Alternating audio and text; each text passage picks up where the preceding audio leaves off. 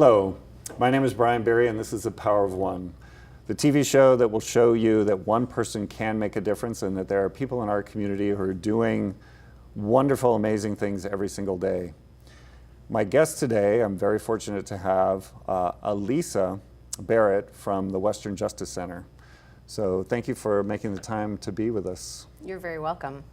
So we want to get to know you a little bit better. Can you tell me kind of what brought you to the Western Justice Center and what your pathway was? In terms of my career?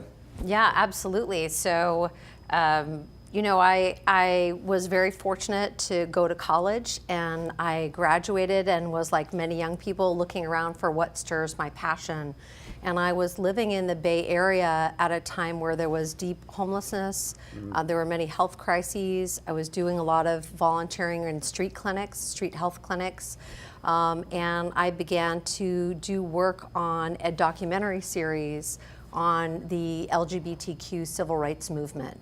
And out of that, I became very inspired and went to law school because of that experience, because I felt that there was only so much that I could do without additional training to understand how can I be the most powerful advocate I can be. And I was very, very fortunate to go to a law school that was starting a unique program. They had an externship program in South Africa.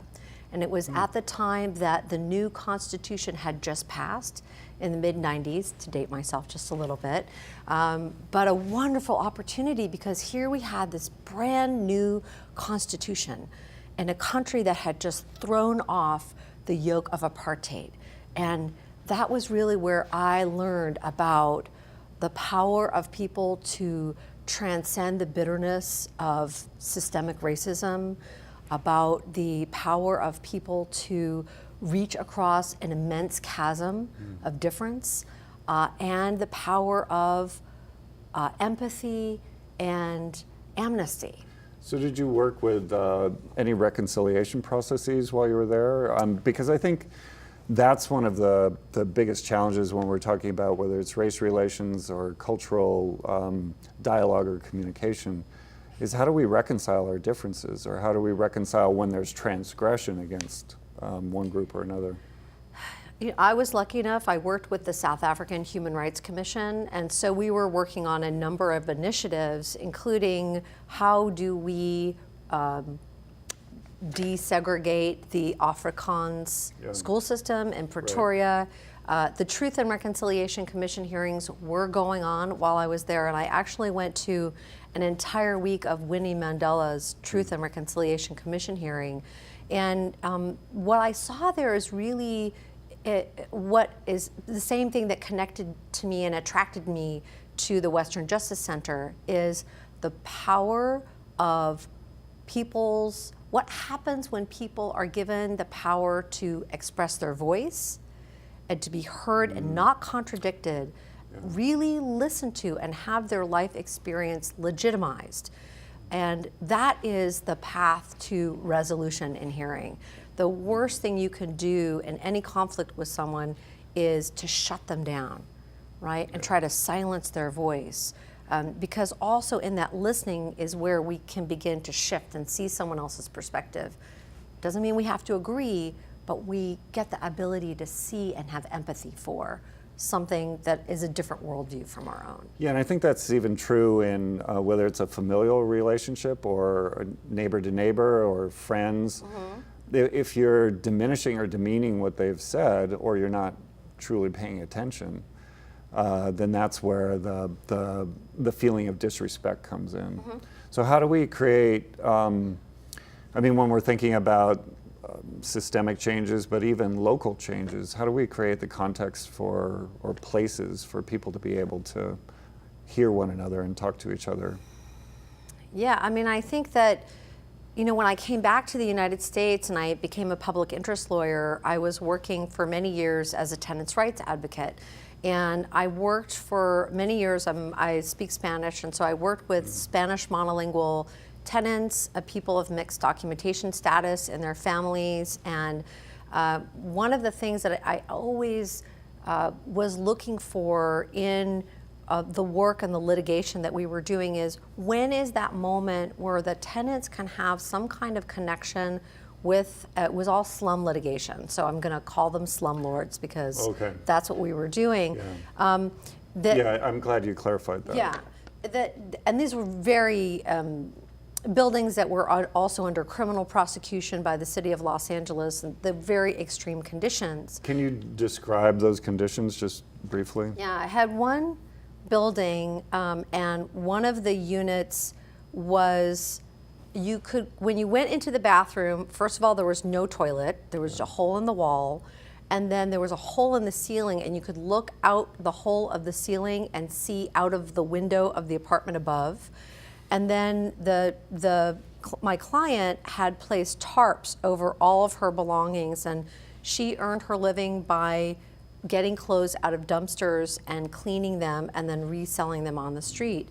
And all of the plaster was falling off in the parts of this is a single room, and the kitchen didn't function. There were roach and rat infestation. And what, sorry to interrupt you, but the landlord wasn't doing anything to make repairs?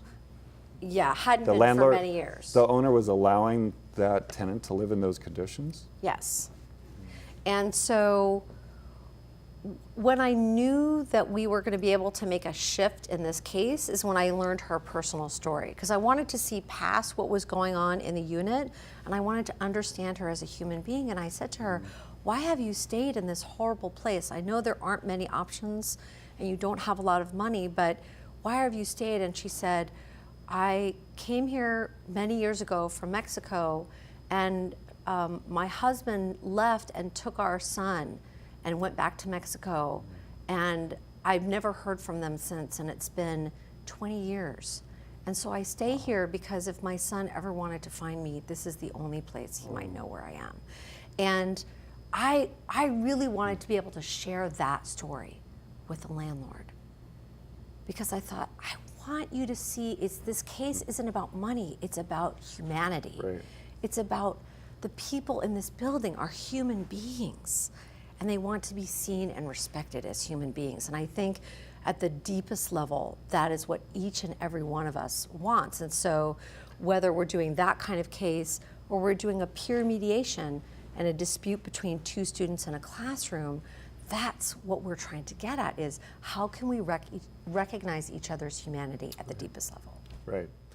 Our humanity, and then what we have in common, and what that everyone has value. So were you able to share that story, and then I'm hoping there's a happy ending and he recognized the humanity in the tenant? We weren't able to share that story there, but we were able to share that story when we went to the LA City Council and we pushed for legislation that addressed the circumstance of that building, because it was being renovated and the tenants were kind of caught in the middle of what the old landlord had been doing and what the new landlord had been doing. Yeah.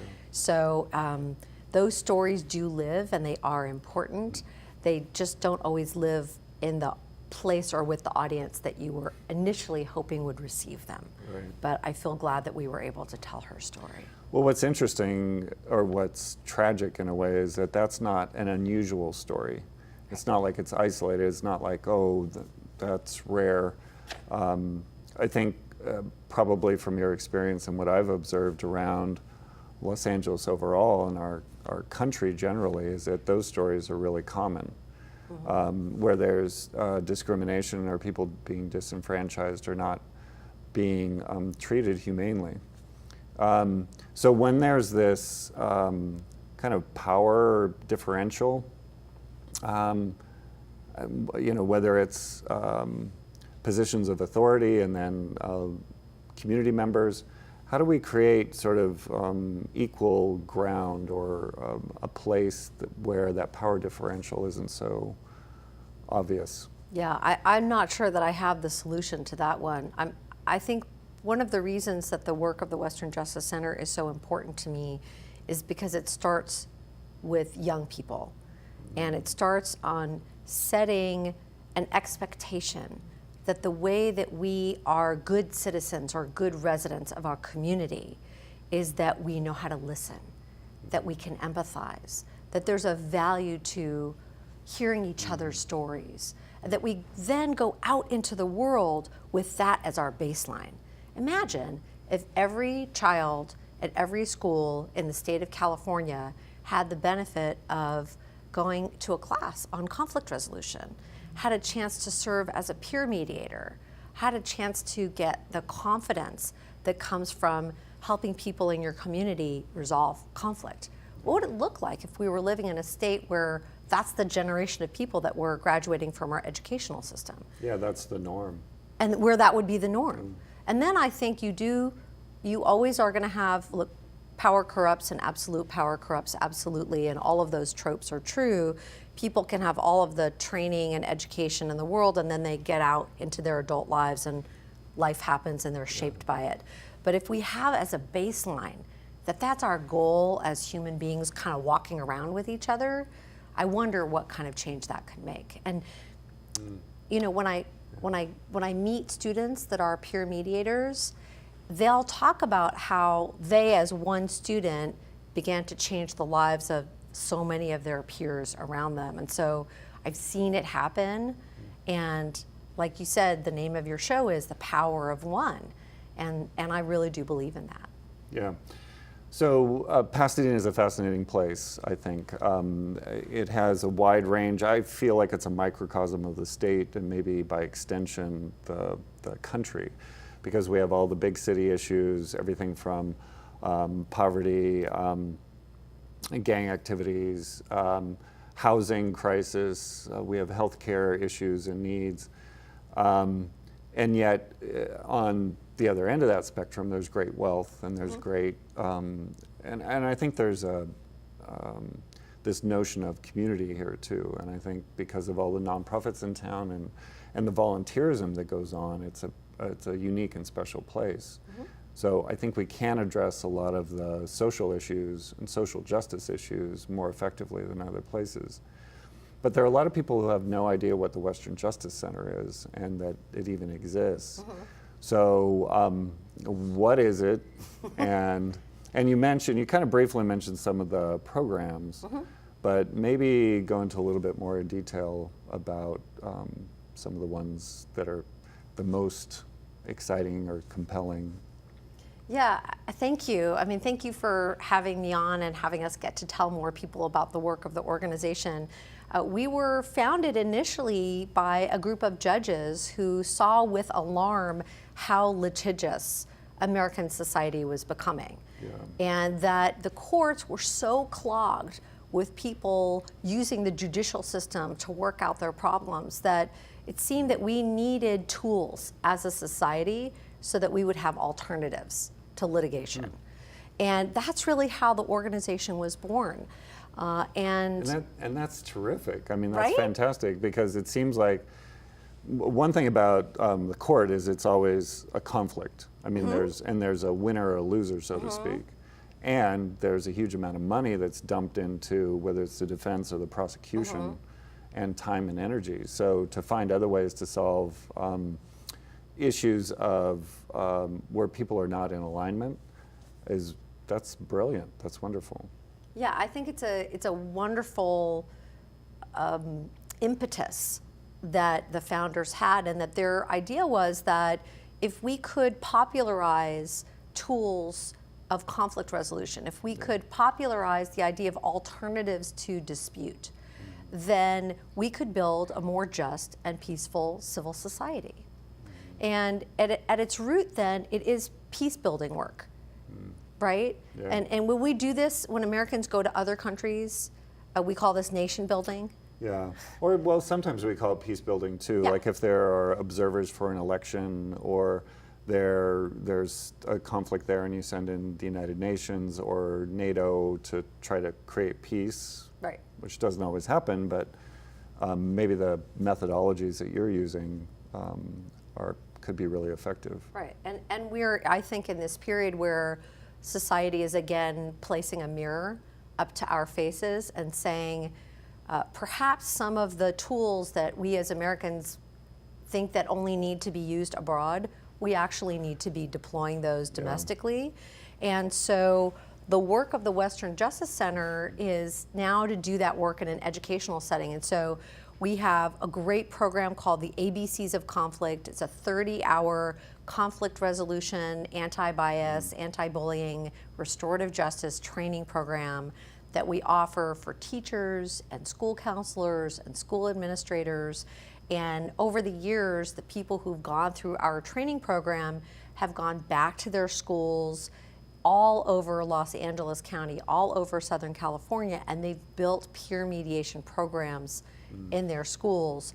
We also have something called the Peer Mediation Invitational, which is a chance for kids who are peer mediators, elementary, middle, high school, to come together from all over the region and get to practice their mediation skills. We bring in young people, student actors from the LA High School for the Arts, LA County High School for the Arts, and they create mock mediation scenarios based on their own lives, things that they're experiencing as young people. And then we bring in judges and lawyers and mediators to serve as mentors. And it's just this wonderful day where everyone gets to put theory into practice with each other. I think the work for us going forward is going to be looking at, that's like all the people that come to those programs are what I would call the coalition of the willing, right? You mean that those are people who are already inclined to peace building? Yeah, they're already bought in. And so what's the work that we can do to begin to look at whole school systems and say, what would it look like if the Western Justice Center was fortunate enough to work with one of the smaller school districts? Could we build a program around conflict resolution and peer mediation that would make that the baseline part of education K through 12 in that school district? Yeah, so that all students would go through the process of learning these tools. Yeah, and the thing that fascinates me about that is when I talk with teachers who go through some of our programs, what they talk about is the crime and punishment mentality in many schools. Well, it represents our society, actually. Right. We have a parallel to mass incarceration that starts for younger people. And I'm talking on the more serious end about the school to prison pipeline. Right. That is a very serious issue where there is adultification of students of color. So young people of color are presumed to be acting in a more adult way, and they're kind of pre-criminalized. So there's that, and then there's just the challenge of teachers who have 40 kids in their classroom, and they have kids that are coming in from all kinds of family environments, from all kinds of socioeconomic environments. Cultural ones. All kinds of cultural environments, and they're kids, and they're acting out, and they're busting out, especially when hormones come into play in middle school, and they need to deal with the disruption of that in the classroom. And the system that's available to those teachers is a crime and punishment system. We send you out of the classroom, we send you to isolation, we send you to the principal's office. You're going to get a demerit or a detention or a suspension. And none of those things are methods that help improve the classroom environment long term. They don't give tools to the students or the teachers. Well, they don't solve the problem. I mean, it's the same as with the incarceration method. It doesn't solve the problem. It isolates it and puts it away for a few months or a few years, but it doesn't, unless there's rehabilitation involved, it doesn't work with that individual. Right. And then it doesn't eliminate the context or the causes of why that individual made those decisions years ago. Right. So it's, yeah. Or give them any tools to make different decisions going forward. Yeah. I mean, I think one of the exciting things that's happening in our society right now that didn't begin with Michelle Alexander's The New Jim Crow in the era of mass incarceration. Yeah.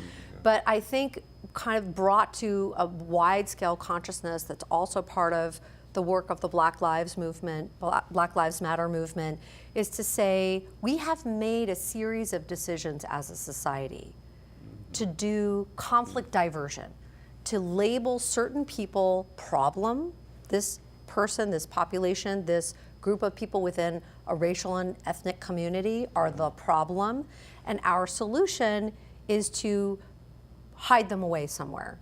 By the way, we're also making immense profit out of that, right? Because we've privatized the prison system. Right. But it doesn't solve any problems. It doesn't get at what was the reason for the conflict. Yeah, the root cause. There's poverty, there's generational systemic racism. It's the easy out for us. And so the work that's going on now around reentry and wraparound services and integrating people into community and providing mental health support and services, providing support and health services for addiction, job training programs. These are all things that step into the conflict, right? Conflict resolution is not about conflict avoidance. It's about being adept at conflict. And so I think the work that the Western Justice Center is doing in schools is part of a large set of organizations that are trying to do a parallel move away from conflict diversion and crime and punishment to conflict adeptness and social and emotional learning and holistic support. I think that's how I see our work, is that we're part of that larger movement that's saying we could do better by these kids. We can do something different for these kids because they deserve a chance to, not to be hokey, but fulfill their full opportunity, be all that they can be. And when we push them aside and we pre-criminalize them and we use punishment as our only way of interacting with them, we're cutting off their potential. Absolutely. And we can do better. Yeah, so it's a matter of, I think the challenge for you is to convince the school district to take this on. And then I think also one of the other challenges is evaluation. So to figure out how did it work, or how did it change the context, and how is it changing society overall? And can I say that's developing? I mean, I think that what we're hoping to be a part of in the next few years is also partnering with universities and research institutions for evaluation. For evaluation, because what we know. So I went to an event where I got to meet a high school teacher who had a peer mediation program that had external support from a community-based organization, and they lost that community-based organization support. And what she shared was that at first it didn't seem like there was a difference.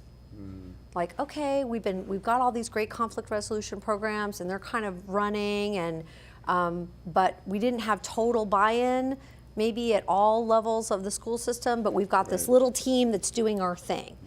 And then when the support began to wane from the administration, from the outside support, what they began to see is an increase in conflict in the classroom. They ultimately began to have expulsions from the school. So they went back up. They had a lot of increase in bullying and reporting, and what they had found was, oh, now that we see that it's gone, there was this thing that we had created in the culture is backsliding. Yeah. Now we're seeing more suspensions, expulsions, increase in absenteeism. I'd love to have enough data that we can actually track a connection to when we have these strong programs. We're seeing a decrease in absenteeism, decrease in suspension, but we're also seeing better academic performance. Yeah. And maybe as I think this is fascinating about the schools, and I wish we had more time to go deeper into it and then the metrics to analyze. But in kind of our closing minutes and thoughts, we were talking earlier about this divide nationally. And so whether it's, some of the causes, whether it's the use of Twitter or the challenges. So let's say you take those kids and then in school they've used all these tools and they're more about positive conflict resolution. Right. When they get back into society and they see this other sort of, it's a polemic. It's like, there's separation. So how do we deal with that? This is what we were talking about, is this idea of what Twitter is designed to do is to elevate wit and conflict. It's not designed for resolution. Yeah. I don't think anything that is in 180 characters can play that role. And it's why I want to just mention the other part of the work that the Western Justice Center does is to use theater for civil dialogue. The compassion plays. The compassion plays. And what we're looking at is the plays are wonderful, and what they do is they use, if you're familiar with the work of Anna DeVere Smith, who did a seminal piece after the civil unrest in 1992. What she does is she interviews people who have widely different views about a particular conflict, and then she puts them together into a solo show where she's performing all of these different characters. And that's what our theater does. It takes issues like the rise in white supremacy, anti-immigrant sentiment, prejudice in the sporting arena, and use of Native American tropes, mascots, and many other things to help kids have a theatrical experience that has them take a step back and say, can I put myself in this character's shoes or that character's shoes? And what we're hoping to do going forward is evolve that program so that rather than presenting one of those plays, we're teaching teachers and students how to create their own version. So they could take an issue like homelessness or gentrification or police brutality and create their own theatrical civil dialogue around these topics. It's very similar to this notion of pedagogy of the oppressed or theater of the oppressed, so that then you actually create the environment in which you want to live. You have the power through theater, you have the power to create a civilization that matches with your values and your morals. So it's terrific that the Western Justice Center is doing that as well.